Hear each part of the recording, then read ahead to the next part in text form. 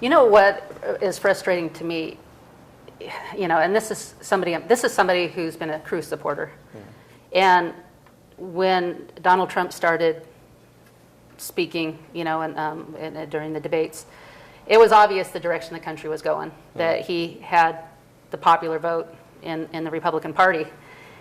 And then you started hearing Republicans' leadership saying there's no way, there's no way, because he wasn't an establishment. And, like Gingrich said, he hasn't done the sacred oath of the secret society. He said that on Fox News. And, so obviously they want people that they can control. And because Donald Trump couldn't, they were willing to declare that they weren't going to take the will of the voters. So there's all this stuff going on that's causing that. And why I am not very enchanted with Cruz is because to me he represented somebody squeaky clean that would say, whether it benefits me or not, this doesn't benefit me when I stand up for Trump, but what's going on isn't right. And he never did that. And he also seems to tweak the truth to his benefit. And that's why I'm still on the fence, but I'm not happy with that. And it is hard, and I have to caution anyone, because I know there's a lot of people in your position, I have to caution anyone looking at someone else's event from the outside and assuming that one report is true and one report is not. But you're absolutely right. If one of the candidates sees that something has gone wrong, and even if it doesn't, if it negatively impacts them, if they see that something went wrong and they know that something went wrong, they really need to speak up and say so. Oftentimes there are very few, if any, remedies for that, unfortunately. So a lot of these events, the caucuses in particular, you can't redo some of those things.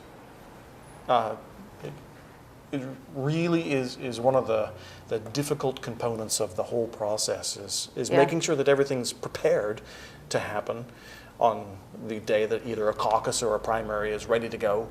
And then you have to run it, whether caucus or primary, you have to run it well, and then you have to report what actually happened. And if one of the states isn't prepared to do that, then the rest of us are negatively impacted again. So it's really like that chain where there's a weak link somewhere, and we all are pulling the country together. And if one of the states is failing, then we all wind up, going in that direction. Okay, well, the events in Colorado, they changed the rules. The Republican Party changed the rules in August the previous year, and I can understand the Cruz people saying, well, that's the rules, and we just, we played their game. But what's infuriating is the fact there was no primary to begin with. And it's my understanding that state favored Trump as well. And that's the thing, is you don't know if you can get the real truth. But it's hard to back up a bus and find out what happened back in August when that group decided the direction that their process was going. Well, is that fair? That's not a fair process when the voters can't vote in the primary. Well, it is fair depending on what happens. If you start a football game with a set of instructions, a set of rules, and you play that game, as long as everyone knew when the game started what those rules were, that's the way it happens. What needs to happen if anyone in that state doesn't like the way their process works is they need to have been in front of that curve before the decision was made. Yeah. It's not new the way they've done that. They've done that before.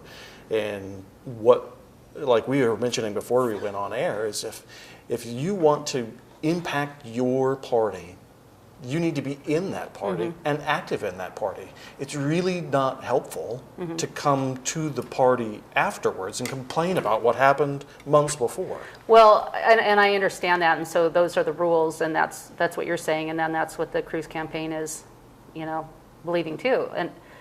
And again, it's we the people. It's not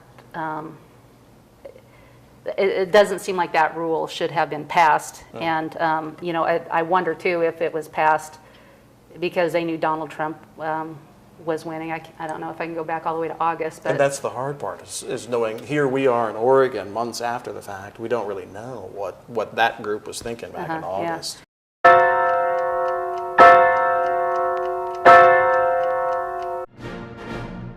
There aren't too many outlets where you can hear in-depth spiritual issues alongside conservative politics, where we can make a difference to those around us and our country. It's brought to you at a cost that's worthwhile, yet I'd like to do more. On 11thhourpolitics.com, you can buy books and videos that will advance this cause. There's delicious chanterelle tea containing vitamin D, proven to dispel depression. We have an art gallery and options to produce your own commercial or have us do it for you, along with other projects. It's only through a co-op that things get accomplished. I hope you will join me in this mission.